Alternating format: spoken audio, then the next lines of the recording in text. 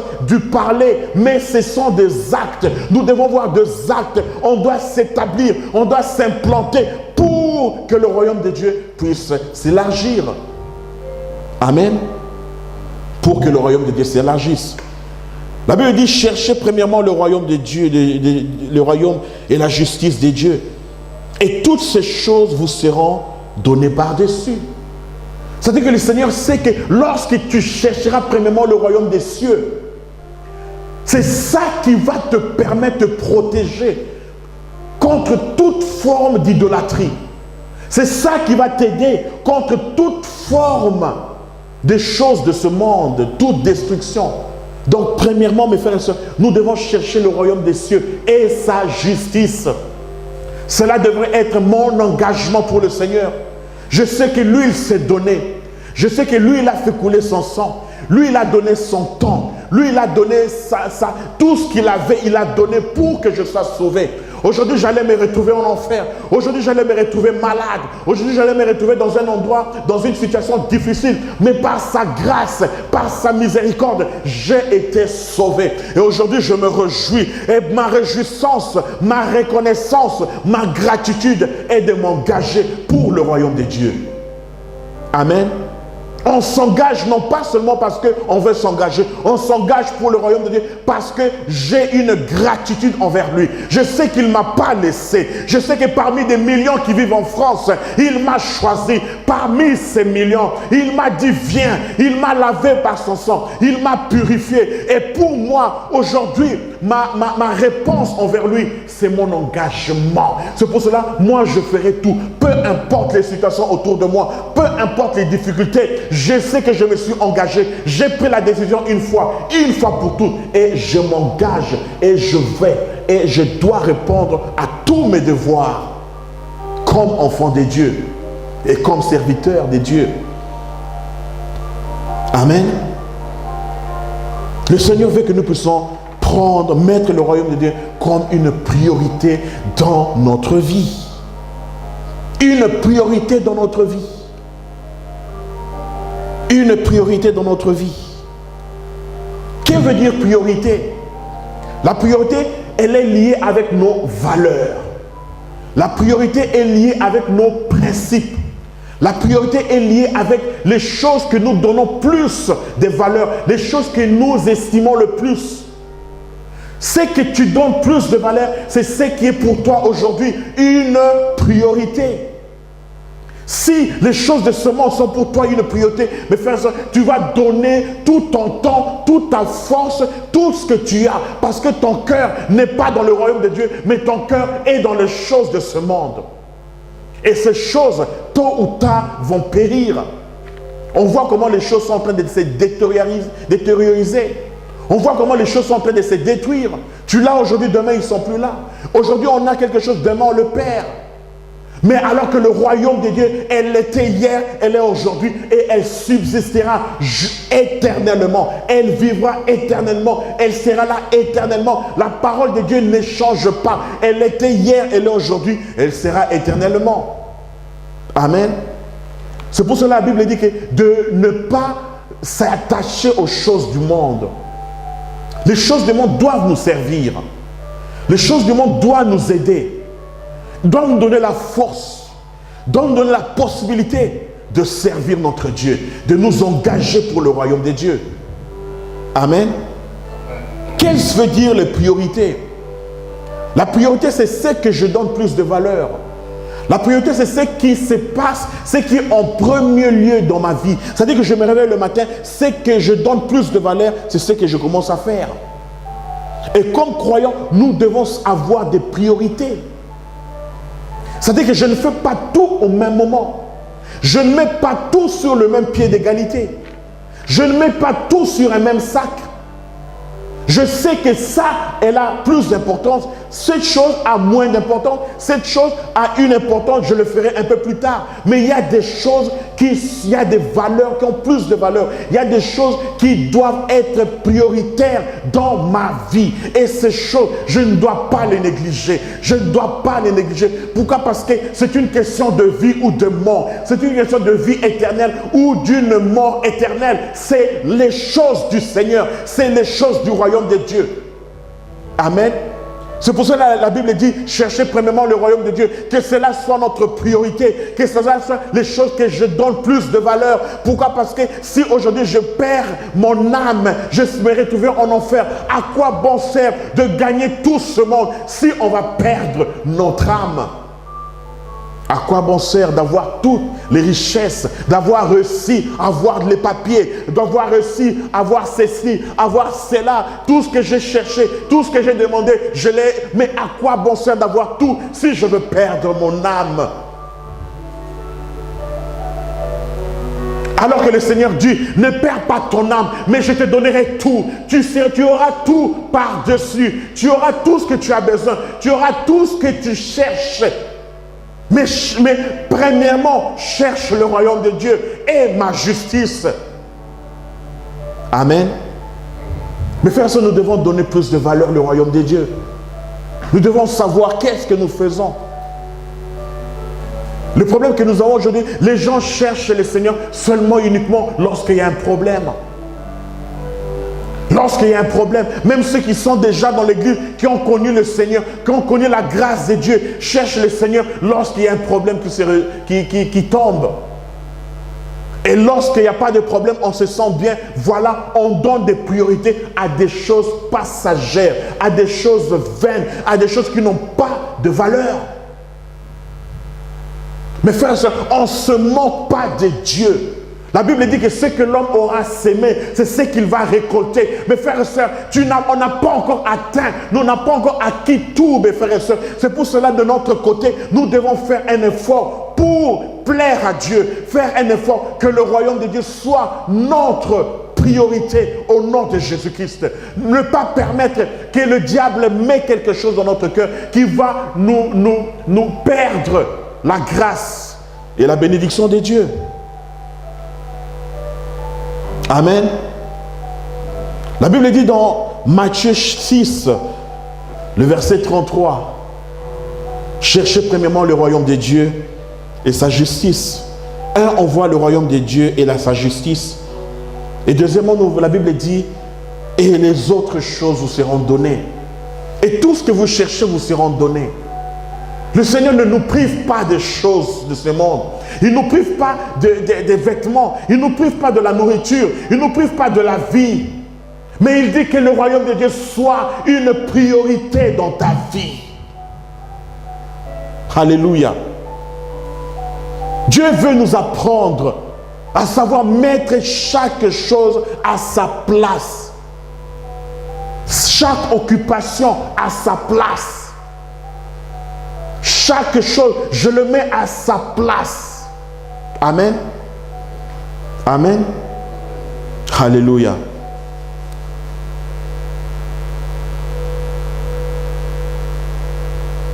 Lorsque nous mettons le royaume de Dieu comme notre priorité, mes frères et sœurs, les choses de ce monde commencent automatiquement à nous suivre.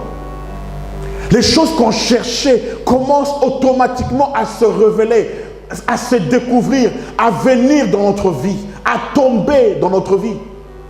Parce que nous avons fait du royaume de Dieu une priorité. Le Seigneur n'abandonnera jamais celui qui a fait du royaume de Dieu et la justice de Dieu sa priorité. Amen.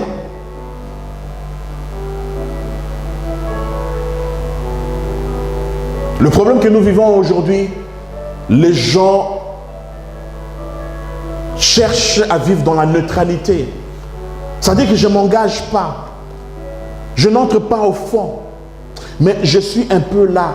C'est-à-dire un pied à l'intérieur, un pied dehors. Le pied qui est à l'intérieur, c'est parce que j'ai besoin de quelque chose. J'ai besoin d'une bénédiction. Et le pied qui est à l'extérieur, c'est parce que je veux encore vivre Il y a encore des choses dans ce monde que je donne encore plus de valeur. Voilà, on est en train de vivre un pied à cheval. Un à l'intérieur, un à l'extérieur. Il n'y a pas un engagement total. On a peur de perdre quelque chose dans ce monde. On se dit que si je vais m'engager totalement, je perdrai quelque chose. Il y a cette crainte. Et qu'est-ce qui fait? Ça se fait qu'on est superficiel. On est neutre. Et c'est ça qui détermine notre passivité. On devient passive dans les choses du Seigneur. Amen. On devient passif dans les choses du Seigneur. Et l'ennemi, lui, il aime cette atmosphère. C'est-à-dire que tu n'es ni pour ni contre. Tu n'es pas contre. Mais tu es là. Mais il ne faut pas trop t'engager. Non, non, non, non. Voilà ce que l'ennemi tente et cherche à nous inculquer. Que nous ne puissions pas aller plus loin. Que nous puissions rester toujours passifs. Mais frères et sœurs, combien de temps on restera passif? Combien de temps on restera passif? Amen. Combien de temps on restera un pied à l'intérieur, un autre à l'extérieur? Que s'il y a quelque chose qui arrive, je suis là. Parce que le Seigneur va m'aider. Et pendant que tout va bien, je viens de temps en temps. Mes frères et sœurs, Dieu veut aujourd'hui que nous puissions déterminer et définir notre position. Pourquoi? Parce que quand l'homme est positionné, et tout ça, ça donne, c'est une occasion, c'est une possibilité au royaume de Dieu de faire descendre sa bénédiction dans le maximum, dans l'abondance sur la vie de cette personne. Amen. Mais frères et sœurs, il n'y a pas d'endroit neutre dans ce lieu, dans cette terre. Il n'y a pas une vue neutre. C'est-à-dire que je ne suis pas avec le Seigneur, mais je ne suis pas contre, mais je suis là, un pied là, je viens quand même. Non, non, non. Mais frères et sœurs, si nous ne sommes pas engagés dans le Seigneur, il y a quelque chose qui s'engage dans notre vie. Il y a le diable qui cherche à occuper un espace dans notre vie. Le diable emmène ses principes, le diable emmène ses valeurs, le diable emmène ses choses pour occuper mon cœur, pour occuper l'espace de ma vie. Parce qu'il sait que tu n'es pas engagé. Et le diable même ne te respecte pas parce que tu ne t'es pas donné au fond. Tu ne t'es pas donné à fond pour servir le Seigneur. Quand il n'y a pas de sincérité, le diable se moque de nous. Quand il n'y a pas d'engagement, le diable se moque de nous. Il regarde, il dit, voilà ces gens, ils ne sont même pas engagés avec leur Dieu. Et il crie, oh Dieu, sauve-nous, aide-nous. Non, mes frères et sœurs, nous ne devons pas être la honte du royaume de Dieu, mais être la fierté du royaume de Dieu. C'est-à-dire que s'engager corps, âme, esprit. Savoir que Seigneur, je m'engage, je suis la fierté du royaume, je suis l'amour du royaume, je suis représentant, ambassadeur du royaume de Dieu. Amen. Parce que je me suis engagé. Une personne qui n'est pas engagée, mes frères et sœurs, c'est une personne qu'on ne peut pas respecter. Quand tu n'es pas à fond, on ne te respecte pas. Tu es superficiel. Tu ne peux pas donner tout ce que tu as. Tu ne peux pas produire quelque chose de force. C'est pour ça que les gens ne nous respectent pas. Parce que quand il n'y a pas engagement, forcément il y a quelque chose d'autre qui vient s'installer, qui vient mettre son trône dans cet espace-là. Amen. Parce que dans ce monde, mes frères et sœurs, il n'y a pas un endroit, un espace vide. Il n'y a pas. Même dans nos appartements, dans nos maisons, lorsqu'il y a un espace vide, on cherche à le combler, on cherche à mettre quelque chose dessus. Donc c'est pour dire que dans notre cœur aussi, il n'y a pas quelque chose vide. Le cœur ne peut jamais être vide. Où il y a Dieu, où il y a le Satan qui règne. Amen. Oui, les gens diront que non, mais moi je vais faire le Seigneur. Non, non, non. Pour que le Seigneur vienne s'installer, tu dois t'engager. Tu dois te donner. Tu dois donner ta vie. Ou bien tu es encore lié avec les choses de ce monde. Tu es encore lié avec les influences négatives de ce monde. C'est pour cela, mes frères, nous devons nous délier. Nous devons couper toutes les chaînes qui me lient encore avec l'amour des choses de ce monde. Je dois avancer vers le Seigneur. Amen. Je dois avancer vers le Seigneur. Car il n'y a pas d'endroit neutre dans cette vie. Chroniques, 2 Chroniques, le chapitre 15. 2 Chroniques, le chapitre 15. La Bible dit dans le verset 1 et 2. L'Esprit de Dieu fut sur Azaria, fils d'Obed. Et Azaria alla au devant d'Asa et lui dit, écoutez-moi Asa et tout Juda et Benjamin. L'Éternel est avec vous quand vous êtes avec lui. Si vous le cherchez, vous le trouverez. Mais si vous l'abandonnez, il vous abandonnera. La Bible dit clairement ici.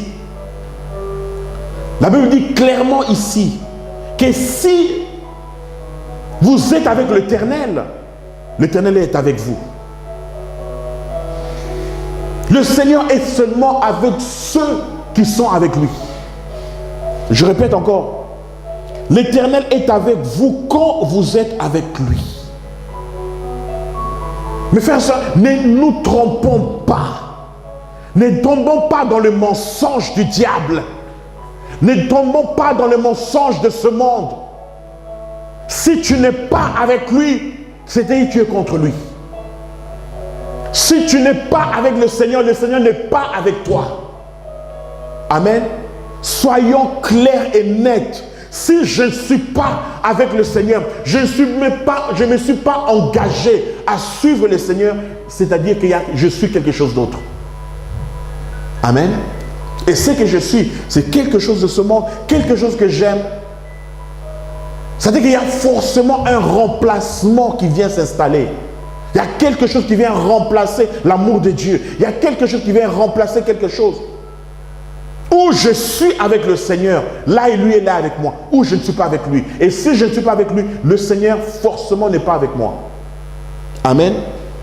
Et la Bible dit encore, si vous le cherchez, vous le trouverez. Donc ça dit que si je cherche le Seigneur, je le trouverai.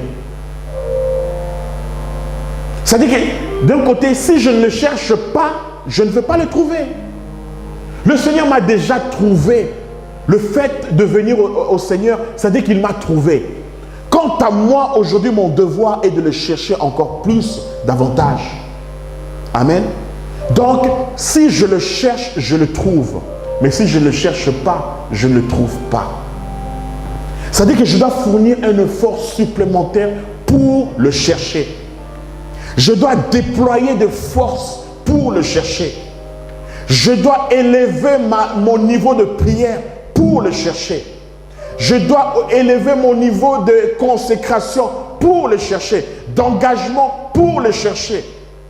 Et en le faisant, je le cherche, je le trouverai.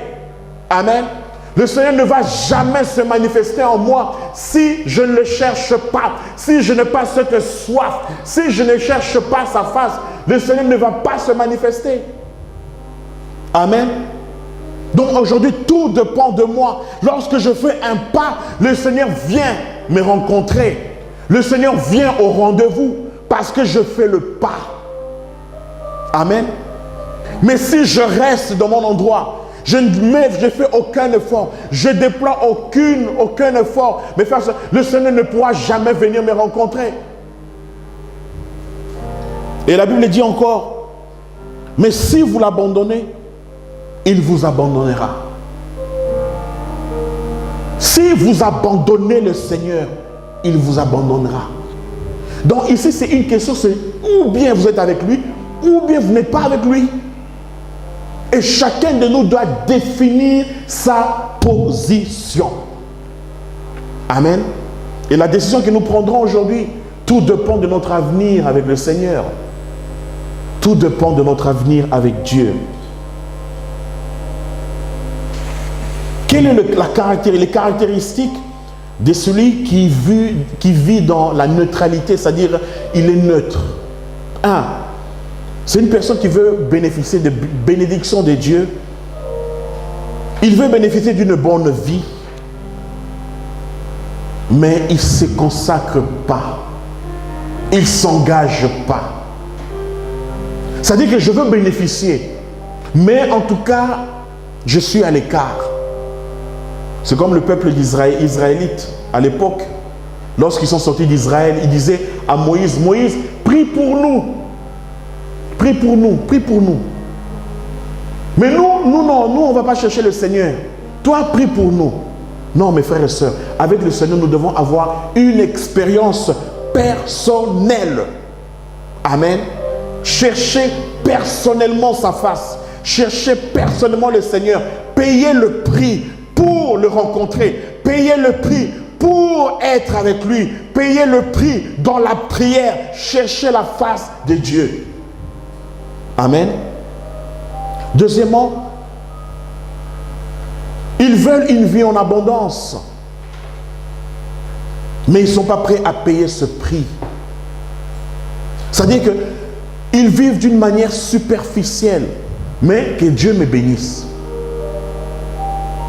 Ils veulent réussir tout dans la facilité. Mais ne souhaitent pas payer le prix. On est toujours superficiel. Et lorsqu'on propose des choses pour aller en profondeur, je n'ai pas le temps. Je ne peux pas. Je suis occupé. C'est trop dur pour moi. C'est trop dur. Mais frères, nous devons savoir que pour Jésus, c'était dur pour aller à la croix. Amen. C'était dur pour lui pour qu'il aille à la croix. C'était dur pour lui pour aller à la croix. Ayant aujourd'hui un cœur de gratitude. Ce n'est pas dur. Pourquoi? Parce que c'est que le diable, le fardeau que le diable nous met sur la tête est encore plus dur et encore plus lourd que ce que le Seigneur veut te donner. Amen. La Bible dit ici, venez à moi vous tous qui êtes fatigués, je vous donnerai du repos. Le Seigneur veut enlever tous nos fardeaux. Mais lorsque on ne s'engage pas pour le Seigneur, le diable vient mettre des fardeaux sur nous. Les problèmes de ce monde, les problèmes de chômage, les problèmes des factures, les problèmes de ceci, de cela. Mais frères, on ne sera jamais, préservé, épargné des problèmes de ce monde. Jamais. C'est-à-dire qu'il vaut mieux m'engager pour le Seigneur. Pourquoi? Parce que mes problèmes seront allégés. Oui, il y aura des difficultés, mais avec le Seigneur, j'ai l'encouragement. Avec le Seigneur, j'ai une motivation. Avec le Seigneur, il me repent. Je marche sous la clarté de sa lumière, de sa parole. Amen. Quand on n'est pas avec le Seigneur, le diable vient mettre sa place dans notre vie. Il vient nous donner des fardeaux, il vient nous donner des problèmes. Et cette vie n'a plus de joie, n'a plus d'allégresse, n'a plus de réjouissance. Parce que le diable vient mettre son influence dans notre vie. Amen. Nous allons voir quels sont les avantages de l'engagement. Dans tout engagement, mes frères et sœurs, il y a un avantage. À chaque fois que je m'engage pour le Seigneur, à chaque fois que je me donne pour le Seigneur, il y a un avantage. Il y a un bénéfice. Il y a toujours un bénéfice. Le Seigneur ne garde pas la bénédiction pour lui. Lui, il n'a pas besoin de bénédiction. Il est lui-même un Dieu béni. Il a la plénitude, il a l'abondance. C'est qu'il veut. Il veut notre joie, il veut notre liberté, il veut notre délivrance, il veut notre bénédiction. C'est pour cela notre décision aujourd'hui, c'est de nous engager pour le Seigneur. Amen.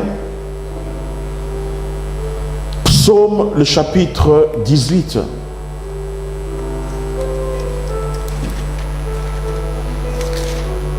Psaume le chapitre 18. Nous allons voir le verset 21.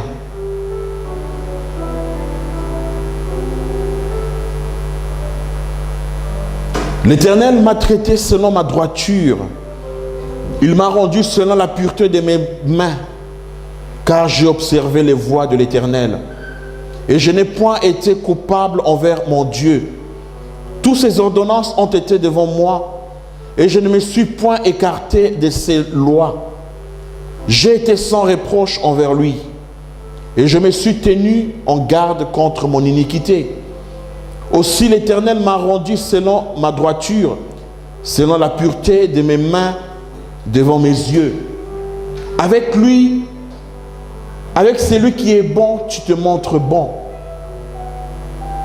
Avec l'homme droit, tu agis selon la droiture. Avec celui qui est pur, tu te montres pur. Et avec les pervers, tu agis selon sa perversité. Tu sauves le peuple qui s'humilie et tu abaisses les regards hautains. La Bible dit des choses très fortes ici. Que le Seigneur, avec celui qui est bon, tu te montres bon. C'est-à-dire qu'avec celui qui est bon, le Seigneur ne fait pas de favoritisme. Que je vais aider celui-là, je vais bénir celui-là. Non, non, non. Avec celui qui est bon, tu te montres bon. Avec celui qui est droit, tu agis selon sa droiture. Avec celui qui est pur, tu te montres pur. Et avec celui qui est pervers, tu agis selon sa perversité. Tu sauves le peuple qui s'humilie et tu abaisses les regards hautains.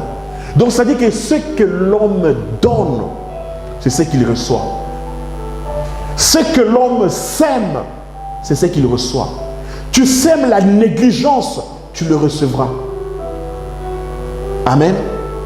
Tu sèmes l'indifférence, tu le recevras tôt ou tard.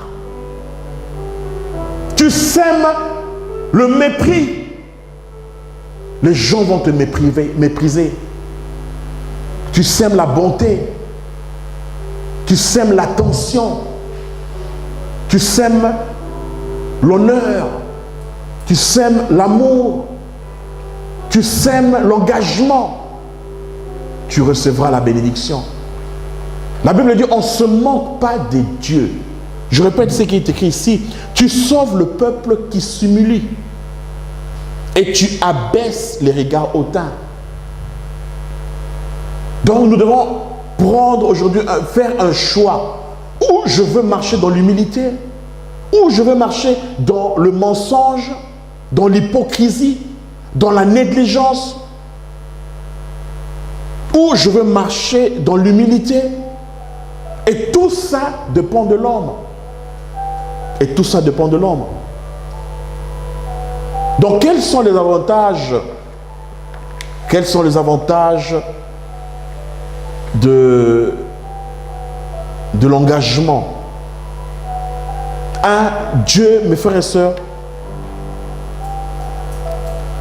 Dieu s'engage lui-même avec ceux qui sont engagés. Lorsque je m'engage à suivre le Seigneur également vient. La Bible dit que rapprochez-vous et il se rapprochera de vous. C'est-à-dire que c'est comme un aimant. Quand je me rapproche de lui, il fait un pas. Je peux faire un pas, mais lui il fera encore 3, 4, 5 pas pour venir me rencontrer à mon rendez-vous. Le Seigneur, ce n'est pas celui qui laisse tomber. Ce n'est pas celui qui abandonne. Ce n'est pas celui qui oublie. Tu as fait le pas, il fera un pas vers toi. Il viendra te tendre la main pour te soutenir, pour t'élever. Amen. Donc, lorsque je m'engage, le premier avantage, le Seigneur lui-même s'engage pour ma vie. Amen. Deuxièmement, lorsque je m'engage à chercher premièrement le royaume de Dieu, le Seigneur combat pour moi. C'est-à-dire que tous mes luttes, ce n'est pas mes luttes à moi-même. Ce ne sont pas mes difficultés, ça devient ses difficultés à lui. Il dit, toi tu t'occupes de mon royaume et moi je vais t'abandonner. Non, non, non, non, non, non. Tu t'occupes de ma maison, moi t'abandonner, jamais. Tu t'occupes de mon peuple, moi t'abandonner, jamais. Je veux combattre pour toi. Ça dit que les luttes que je rencontre, alléluia, les difficultés que je rencontre, ce ne sont plus mes difficultés, mais ça devient les difficultés de Dieu. Lui-même, il prend la décision, la responsabilité de combattre pour moi. Amen. Alléluia. Le Seigneur commence à combattre pour moi parce que je me suis engagé en lui. Lorsque je m'engage, troisièmement, les avantages, lorsque je m'engage à suivre le Seigneur, mes ennemis commencent à me faire du bien. C'est-à-dire que le Seigneur commence à obliger même mes ennemis à me faire du bien. Proverbe, on va voir le proverbe 16. Le livre du proverbe 16. On va voir que quand je m'engage, aïe aïe aïe, le Seigneur commence à faire un travail dans ma vie. Le verset 7. Il dit quand, c'est-à-dire que quand le Seigneur approuve déjà tes voies, le Seigneur commence à disposer le cœur favorablement, à disposer le cœur des gens. Faites-le du bien. Il commence à obliger les ennemis à te faire du bien, à obliger les gens qui t'ont haï hier à te faire du bien. Il commence à obliger les gens à te soutenir, à te bénir, parce que tu t'es engagé pour le Seigneur. Alléluia. Quels sont les avantages encore de l'engagement? Lorsque je m'engage, le Seigneur commence à me protéger. Non, non, non, le Seigneur dispose le cœur du roi. C'est-à-dire que le roi commence, les gens qui sont élevés en dignité, les autorités, commencent à m'aider. Amen. Psaume 119. Psaume 119. Le verset 99. La Bible dit, je suis plus instruit que tous mes maîtres, car tes préceptes sont l'objet de ma méditation.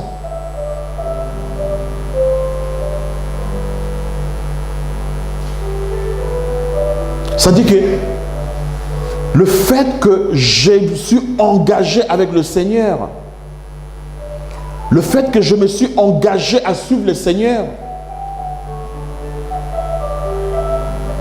ah non, non, le verset 98, pardon.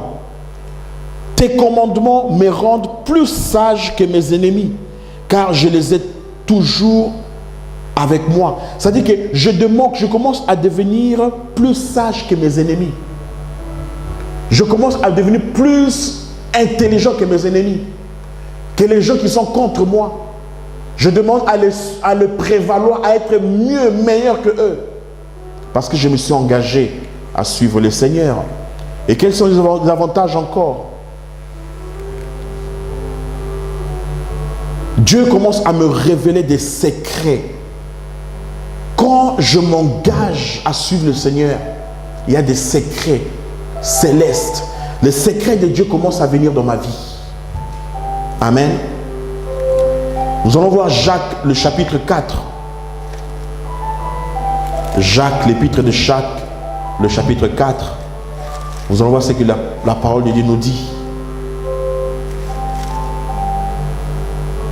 Le verset 8. La Bible dit, approchez-vous de Dieu et il s'approchera de vous. Nettoyez vos mains pécheurs, purifiez vos cœurs, hommes irrésolus. Sentez votre misère, soyez dans les deuils et dans les larmes. Que votre rire se change en deuil et votre joie en tristesse. Humiliez-vous devant le Seigneur et il vous élèvera. S'humilier devant le Seigneur, je dirais d'une autre manière, s'engager devant le Seigneur, c'est-à-dire s'humilier devant lui. C'est-à-dire que je m'engage, je dis que Seigneur, sans toi je ne peux pas. Aide-moi, viens dans toutes mes circonstances, dans toutes mes situations, viens, sois avec moi. C'est-à-dire que je m'engage à le suivre. Il est pour moi une priorité. Et la Bible dit que lorsque je me rapproche de lui, le Seigneur à son tour se rapproche de moi. Amen. Lorsqu'il a vu que Zachée cherchait à le voir, le Seigneur a même remarqué que non, il y a quelqu'un qui veut le voir. Il y a quelqu'un qui veut se rapprocher de lui. Il n'y a pas de cœur indifférent. Il n'y a pas de cœur des gens qui se disent que non, voilà, moi je suis indifférent, moi je n'ai pas de temps. Non, non, non. Il y a quelqu'un qui cherche à me rencontrer. Et tout ça, le Seigneur se fait voir, se révèle vers le cœur de ceux qui ont soif de le voir. Amen. Mes frères et sœurs, que le Seigneur soit pour nous une priorité dans notre vie.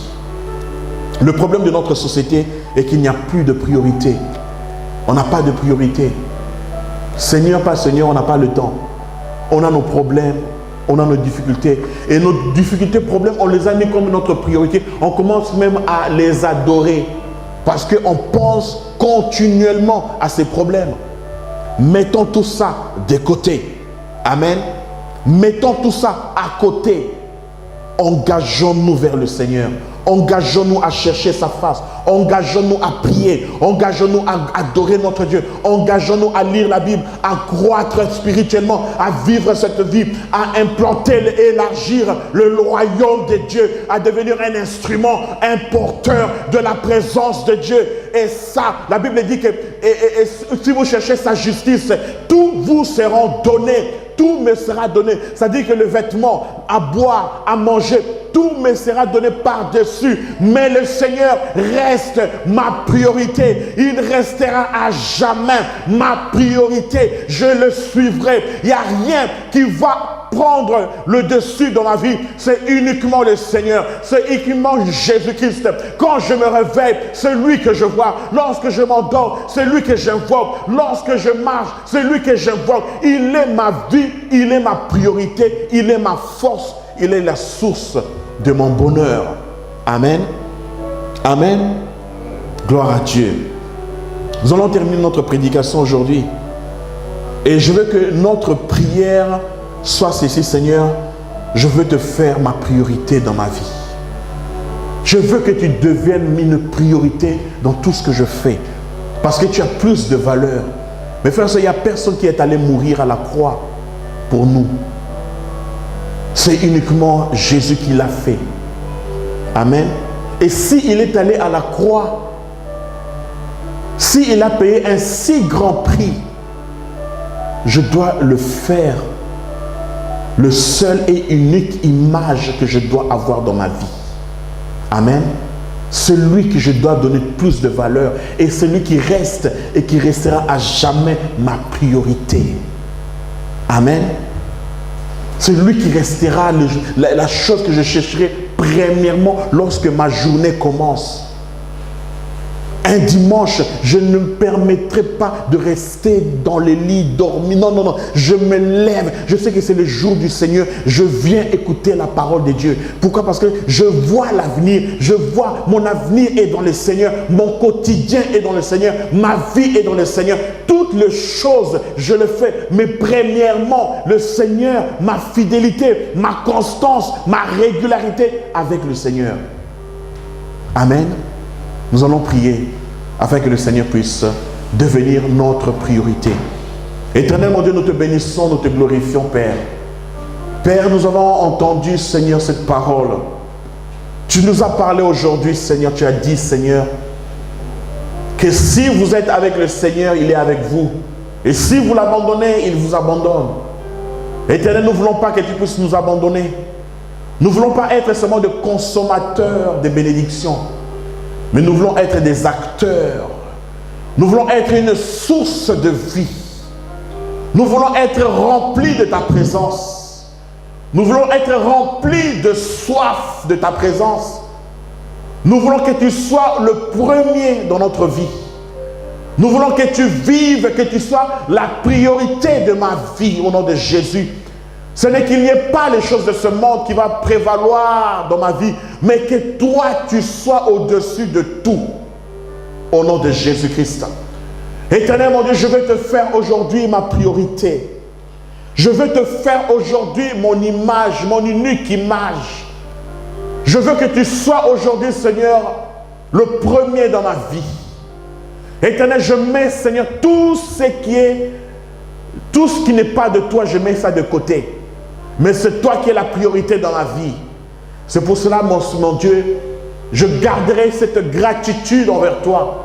Je garderai ma reconnaissance envers toi. Car tu as payé un grand prix à Golgotha, à la croix, pour que je sois sauvé, pour que je sois dans ces lieux. Et c'est toi qui es ma lumière, c'est toi qui es ma priorité, c'est toi qui es le premier dans ma vie. Et c'est toi que je donne plus de valeur. Que ton nom soit béni, que ton nom soit glorifié, Père.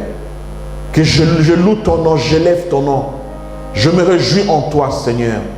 Merci pour ta présence dans ce lieu. Merci car tu es tout pour moi. Béni soit ton nom, Père. Que ton nom soit loué, Père. Au nom de Jésus-Christ. Au nom de Jésus-Christ. Amen. Acclamons le Seigneur. Alléluia.